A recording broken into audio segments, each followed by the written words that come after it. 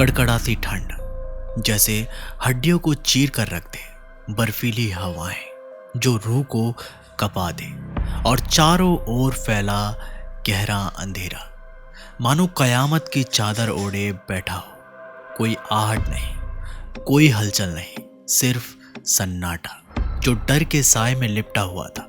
हर सांस जैसे मौत के करीब ले जा रही थी। सैकड़ों लोग एक विशाल शिप पर जैसे मौत की गिरफ्त में फंसे हुए थे। ठंड ने हड्डियों तक को जमा कर रख दिया था और हर गुजरता पल जैसे जीवन की डोर और कमजोर कर रहा था। शरीर सुन्न पड़ चुके थे, होठ नीले हो गए थे और आंखों में सिर्फ डर की परछाई थी। अचानक एक अजीब सी हलचल ने सन्नाटे को चीर दिया। सभी ने चौकन्ने होकर देखा। पानी का स्तर तेजी से बढ़ रहा था। आंखों में हैरानी और दिल में घबराहट। पानी शिप के इंजन तक पहुंच चुका था। कोई समझ नहीं पा रहा था कि यह अचानक कैसे हुआ। चीख पुकार मच गई। लोग एक दूसरे को पकड़कर सहारा ढूंढ रहे थे, मगर शिप की हालात अब नाजुक हो चुकी थी। तभी बिजली की तरह एक झटका लगा और पूरी शिप चारों तरफ सन्नाटा बस गया। पानी की ठंडक शरीर को चीर रही थी और हर सांस जैसे मौत के साए में बदल रही थी। हर ओर सिर्फ ठंडा पानी, गुप्त अंधेरा और सन्नाटा जैसे जीवन की आखिरी उम्मीद भी डूब गई हो। चेहरे पर फैली घबराहट और आंखों में थमी चीखें। कोई नहीं जानता था कि क्या वो इस कयामत से बच पाएगा या नहीं। क्या किस्मत उनका साथ देगी या ये ठंडा समंदर ही उनकी आखिरी पनाहगाह बन जाएगा। क्या आपने कभी सोचा है कि बर्फीले समंदर के बीचों बीच कोई जहाज जैसे अपनी राह बनाता होगा। अक्सर हमने जहाज़ों को पानी में तैरते देखा है, लेकिन ये कहानी है एक ऐसे जहाज की जो पानी नहीं बल्कि बर्फ के विशाल टुकड़ों को चीरता हुआ अपनी मंजिल की ओर बढ़ रहा था। नाम था MV एक्सप्लोरर। एक ऐसा जहाज जिसने बर्फीली चुनौतियों को भी धूल चटा दी थी। लेकिन उस रात हालात कुछ और ही थे। रात के 10 बज चुके थे। बाहर घना अंधेरा पसरा हुआ था और ठंडी हवाएं जैसे जान लेने को बेताब थी। चारों तरफ बर्फ की चादरें बिछी थी और विजिबिलिटी इतनी कम थी कि हाथ को हाथ नहीं सूझता था। ज्यादातर यात्री अपने अपने कैबिन में गहरी नींद में डूबे थे और कुछ जहाज के अंदर आराम से बैठे थे। सब कुछ शांत था, पर यह सन्नाटा तूफान से पहले की खामोशी थी। तभी अचानक एक खौफनाक आवाज पूरे जहाज को हिला दिया। दिल दहला देने वाला झटका जैसे कलेजा चीर गया हो। जहाज के हर कोने में हलचल मच गई। कैप्टन, जो पहले भी इस रास्ते से कई बार गुजर चुका था, एक पल के लिए वो भी घबरा गया। उसे अपनी काबिलियत और जहाज की ताकत पर पूरा यकीन था। उसने सोचा कि यह बर्फ की मोटी परत से टकराने का एक आम झटका है और शिप थोड़ी देर में फिर से आगे बढ़ जाएगी। लेकिन इस बार कहानी में एक खतरनाक मोड़ आ चुका था। कैप्टन इस बात से अनजान था कि जहाज के बॉटम में एक विशाल छेद हो चुका है। मौत की दस्तक धीरे धीरे शिप में घुस रही थी। बर्फीला पानी अंदर बढ़ता जा रहा था और कोई इस विनाशकारी सच से वाकिफ नहीं था। उधर यात्रियों को तो अब भी यह नहीं पता था कि उनके पैरों के नीचे मौत अपनी बर्फीली बाहें फैलाए बैठी है। हर बीतते सेकंड के साथ जहाज ठंडे पानी में समा रहा था। अब सवाल सिर्फ इतना नहीं था कि जहाज डूबेगा या नहीं, बल्कि यह था कि क्या वक्त रहते सभी लोग बच निकलेंगे। क्या ये भी टाइटैनिक की तरह समंदर में दफन हो जाएगा, या फिर बर्फ के इस विशाल साम्राज्य को चीरकर अपनी कहानी कहने में कामयाब रहेगा। मौत और जिंदगी की इस जंग में कौन जीतेगा? इस खौफनाक कहानी का अंत जानने के लिए वीडियो को बिना स्किप करे अंत तक जरूर देखें, क्योंकि ये सिर्फ एक दुर्घटना नहीं बल्कि एक मौत से लड़ने की कहानी है। नमस्कार दोस्तों, आप देख रहे हैं बाप ऑफ मिस्ट्री। साल था 1960। एक ऐसा दौर जब अंटार्कटिका का नाम सुनते ही रूह कांप जाती थी। बर्फ की विशाल दीवारों और सैकड़ों किलोमीटर तक फैला बर्फीला समंदर, यहाँ तक पहुंचना किसी मौत को दावत देने से कम नहीं था। समुद्र की ऊंची नीची लहरों के बीच छिपी बर्फ की चट्टानें हर पल खतरे का एहसास कराती थी। 1912 में टाइटैनिक जैसे भव्य शिप का बर्फ की चट्टान से टकराकर डूब जाना इस सच्चाई का सबसे बड़ा सबूत था। लेकिन जहां लोग मौत का डर देखते थे, वहीं एक शख्स ने मौके की तलाश कर ली। वो शख्स था स्वीडिश अमेरिकी बिजनेसमैन एरिक लिंड। एरिक की आंखों में एक सपना था, अंटार्कटिका की उस अनछुई दुनिया को दुनिया के सामने लाने का। उसने सोचा, अगर लोग अंटार्कटिका की यात्रा करना चाहते हैं तो क्यों ना एक ऐसा जहाज बनाया जाए जो बर्फीली चट्टानों को मात दे सके। इस सोच ने जन्म दिया एक अद्भुत विचार को। एरिक ने एक मजबूत और ताकतवर जहाज बनाने का फैसला किया, एक ऐसा जहाज जो बर्फ के दुर्गम रास्तों को चीर कर निकल सके। महीनों की कड़ी मेहनत और बेहतरीन इंजीनियरिंग के बाद वह जहाज तैयार हुआ, लिंडब्लड एक्सप्लोरर। इसका नाम ही जैसे साहस और दृढ़ता का प्रतीक बन गया। ये जहाज आम जहाजों जैसा नहीं था। इसका फ्रंट हिस्सा इस तरह डिजाइन किया गया था कि जब भी जहाज बर्फ से टकराए तो अपने वजन से बर्फ को तोड़ते हुए आगे बढ़ जाए। बर्फ की मोटी परतें जैसे इसके सामने घुटने टेक देती।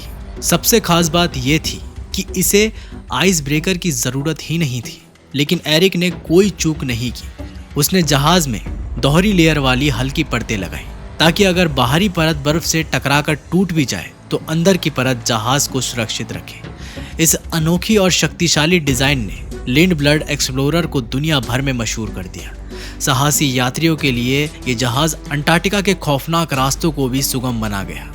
लोग दूर दूर से अंटार्कटिका की अद्भुत दुनिया को देखने के लिए इस शिप में सफर करने लगे। एरिक ने न सिर्फ इस सपने को हकीकत में बदला, बल्कि इस अनोखे जहाज से मोटी कमाई भी की। लिंड ब्लड एक्सप्लोरर ने साबित कर दिया कि अगर हिम्मत और हौसला हो तो बर्फ की मोटी दीवारें भी रास्ता दे देती है।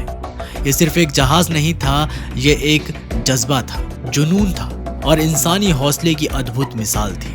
अंटार्कटिका की इस रहस्यमयी और खौफनाक दुनिया को देखने का जुनून लोगों के सिर चढ़कर बोलने लगा था। लिंड ब्लड एक्सप्लोरर का नाम हर रोमांचकारी यात्री की जुबान पर था। लोग दूर दूर से इस शिप में सवार होकर अंटार्कटिका की सैर करने आते।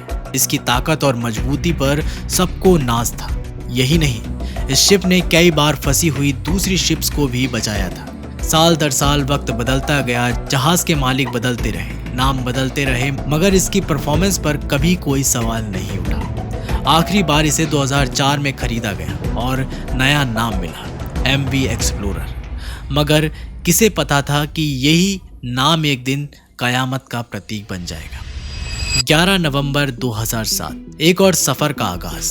अंटार्कटिका की ओर 19 दिनों की यात्रा के लिए शिप ने रवानगी ली। मुसाफिरों की आंखों में उत्साह था। एक नई दुनिया को अपनी आंखों से देखने का सपना था। जहाज के कप्तान थे वैकेट बाइमन, एक अनुभवी नाविक जो पहले भी कई बार इन बर्फीले रास्तों से गुजर चुके थे। जहाज की ताकत और कप्तान के तजुर्बे ने यात्रियों के दिलों में सुरक्षा की भावना भर दी थी। आधे रास्ते तक सब कुछ एकदम ठीक चल रहा था। समुद्र की लहरें हल्की हल्की थपकियां दे रही थी। ठंडी हवा के बावजूद दिलों में गर्मजोशी थी। यात्री तस्वीरें ले रहे थे, हंसी खुशी के पल बिता रहे थे, लेकिन किसे पता था कि ये सुकून मौत के तूफान से पहले की खामोशी है। तभी कप्तान ने अचानक जहाज को एक नए रास्ते पर मोड़ दिया। कोई कुछ समझ पाता इससे पहले ही माहौल में अजीब सी बेचैनी घूमने लगी।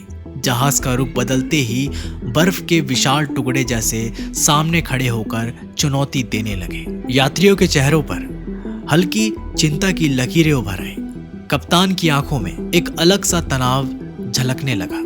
किसी को अंदाजा नहीं था कि ये एक नए सफर की नहीं बल्कि कयामत की राह पर बढ़ता कदम था। जहाज का रास्ता बदलते ही जैसे मौत की परछाई उनके साथ हो ली थी। उन्हें लगा कि इस रूट में कम बर्फ मिलेगी और वे जल्दी अपनी मंजिल तक पहुंच जाएंगे, लेकिन उन्हें नहीं पता था कि ये रास्ता उन्हें मुश्किलों की ओर ले जा रहा है। सफर के शुरुआती 10 दिन तो आराम से गुजरते रहे, लेकिन फिर आती है 22 नवंबर की रात। उस रात शिप को मोटी बर्फीली परतों से होकर गुजरना था। कप्तान ने यात्रियों को पहले ही बताया था कि बर्फ की टकराने की आवाजें आ सकती है, लेकिन इससे घबराने की जरूरत नहीं है। उन्होंने सबको आराम से सोने की सलाह दी। रात के अंधेरे में शिप धीरे धीरे बर्फ को तोड़ते हुए आगे बढ़ता ही जा रहा था। चारों ओर से बर्फ के टकराने की आवाजें गूंज रही थी और यात्री बेफिक्र होकर अपने अपने कैबिन में सो रहे थे। शिप पतली बर्फ की परतें पार कर चुकी थी और अब मोटी और पुरानी बर्फ से होकर गुजर रही थी। तभी अचानक एक जोर से आवाज आती है। शिप में एक तेज झटका लगता है और शिप वहीं रुक जाती है। तेज आवाज और जोरदार झटके से सभी यात्री जग गए, लेकिन कप्तान ने पहले ही चेतावनी दे रखी थी, इसलिए किसी ने भी इसे गंभीरता से नहीं लिया और फिर से सोने की कोशिश की। कप्तान को भी इस घटना का सही अंदाजा नहीं था और उन्होंने इसे नजरअंदाज कर शिप को आगे बढ़ाने की कोशिश की। शिप बर्फ को तोड़ते हुए फिर से धीरे धीरे आगे बढ़ने लगी, लेकिन थोड़ी ही देर बाद यात्रियों के कैबिन में चीखने चिल्लाने की आवाजें आने लगी। शिप के अंदर तेजी से पानी भरने लगा था। असल में शिप एक मोटी पुरानी बर्फ की चट्टान से टकरा चुकी थी, जिससे जहाज के निचले हिस्से में एक बड़ा छेद हो गया था। शिप का डबल हल भी इस टक्कर से बेकार साबित हुआ। अब पानी बहुत तेजी से अंदर आ रहा था और यात्रियों में अफरा तफरी मच गई। चारों ओर चीख पुकार मच गई थी। लोग अपनी जान बचाने के लिए इधर से उधर भाग रहे थे। किसी को समझ नहीं आ रहा था कि आखिर क्या हो रहा है। कड़कड़ाती ठंड में हिम्मत हारते हुए लोग कुछ रो रहे थे, कुछ दुआएं मांग रहे थे। उसी बीच कप्तान को खबर मिली कि शिप के निचले हिस्से में एक बड़ा छेद हो चुका है। पहले तो उन्हें यकीन नहीं हुआ। उन्होंने सोचा शायद कोई छोटा मोटा नुकसान हुआ होगा जिसे ठीक किया जा सकता है, लेकिन जब उन्होंने अपनी आंखों से उस मंजर को देखा तो उनके होश उड़ गए। पानी बड़ी तेजी से शिप के अंदर घुस रहा था। कप्तान की आंखें फटी की फटी रह गईं। दिल में एक ही ख्याल गूंजा, अब ये जहाज नहीं बचेगा। कप्तान ने खुद को संभालते हुए तुरंत अपने क्रू मेंबर्स को आदेश दिया, डिस्ट्रेस सिग्नल भेजो। उनकी आवाज में एक अजीब सी कड़वाहट थी, मानो उन्होंने हार मान ली हो। डिस्ट्रेस सिग्नल भेजा गया ताकि आसपास अगर कोई जहाज हो तो वह इसे पकड़ सके और मदद के लिए आ सके। लेकिन वक्त जैसे तेजी से हाथ से फिसल रहा था। पानी अब जहाज के निचले हिस्से से ऊपर की तरफ बढ़ने लगा था। भारी भरकम जहाज अब एक तरफ झुकने लगा। यात्री घबराकर एक तरफ जमा हो गए। हर कोई सांस रोककर देख रहा था कि अब क्या होगा। क्रू मेंबर्स तुरंत यात्रियों को शांत करने और लाइफ बोट्स में उतारने के लिए जुट गए, क्योंकि ये शिप आकार में छोटी थी। उसकी बचने की संभावना बहुत कम थी। शिप अब भी अपनी मंजिल से करीब 46 किलोमीटर दूर गहरे समुद्र में थी। इतनी खराब हालत में शिप का किनारे तक पहुंच पाना नामुमकिन था और यात्रियों को अब अपनी जान बचाने का ही सहारा था। सौभाग्य से जो डिस्ट्रेस सिग्नल भेजे गए थे ये 2 शिप्स को प्राप्त हुए, लेकिन समस्या ये थी कि ये दोनों शिप्स अभी भी इतनी दूर थी कि वे एमवी एक्सप्लोरर की मदद तुरंत नहीं कर सकती थी। दूसरी परेशानी ये थी कि जिन लाइफ बोट्स में यात्री बैठे थे वहां ठंड से उनकी हालत खराब हो रही थी। धीरे धीरे पानी बढ़ता गया और शिप के उस रूम तक पहुंच गया जहां से पूरी शिप को पावर मिलती है। पानी का स्तर तेजी से बढ़ रहा था और फिर अचानक एक जोरदार आवाज के साथ पूरी शिप अंधेरे में डूब गई। हाफते हुए यात्री अपनी जान बचाने के लिए चीखने चिल्लाने लगे। अब ना तो रोशनी थी और ना ही कोई उम्मीद। ठंडी बर्फीली हवाएं जैसे मौत का पैगाम सुना रही थी। कप्तान और क्रू मेंबर्स ने हालात को काबू में करने की कोशिश की, लेकिन पानी ने इंजन को पूरी तरह से निगल लिया था। जहाज अब बेकाबू होकर धीरे धीरे समंदर में झुकने लगा। कप्तान के चेहरे पर पहली बार डर की झलक दिखी। अब और इंतजार नहीं कर सकते। कप्तान ने कड़े दिल से फैसला लिया और शिप को खाली करने का आदेश दे दिया। लाइफ बोट को समंदर में उतारा गया। एक एक कर सभी यात्री और क्रू मेंबर्स उनमें सवार होने लगे। आखिरी बोट तक कप्तान ने जहाज को बचाने की कोशिश की, लेकिन आखिरकार उसे भी हार माननी पड़ी। दिल भारी था, आंखों में आंसू थे। कप्तान को यकीन नहीं हो रहा था कि उसका जहाज डूब रहा है। कई घंटे बीत चुके थे। ठंड का कहर और भूख प्यास की मार ने लोगों की उम्मीदें तोड़ दी थी। आसमान के तारे भी जैसे उनकी बेबसी पर आंसू बहा रहे थे। किसी की आंखों में नींद नहीं थी, सिर्फ इंतजार था मदद का। तभी दूर समुद्र में हल्की हल्की रोशनी दिखने लगी। धड़कनें तेज हो गई। सबने चिल्लाकर इशारा किया। रोशनी धीरे धीरे करीब आ रही थी। हाँ, ये वही जहाज था जो डिस्ट्रेस सिग्नल पाकर मदद के लिए आ रहा था। आखिरकार सुबह की पहली किरण के साथ सभी को सुरक्षित रेस्क्यू कर लिया गया। किसी की जान नहीं गई, सब बच गए थे। लेकिन हर किसी की आंखों में एक सवाल था, क्या एक कप्तान की छोटी सी गलती ने उस जहाज को हमेशा हमेशा के लिए दफन कर दिया। आज भी एमवी एक्सप्लोरर का मलबा पेंगुइन आइलैंड के करीब 25 मील दूर समुद्र की गहराइयों में सो रहा है। वो जहाज जो कभी अंटार्कटिका की बर्फीली हवाओं से टकराकर मुस्कुराता था, आज ठंडे पानी की चादर ओढ़े गहरी नींद में है। यही थी अंटार्कटिका की खौफनाक कहानी, एक जहाज की आखिरी यात्रा और उसके जज्बे की दर्दनाक दास्तान। ऐसी ही रोमांचक और रहस्यमय वीडियो के लिए हमारे चैनल को सब्सक्राइब करना ना भूलें। मिलते हैं आप लोगों से एक नई वीडियो के साथ, तब तक के लिए धन्यवाद।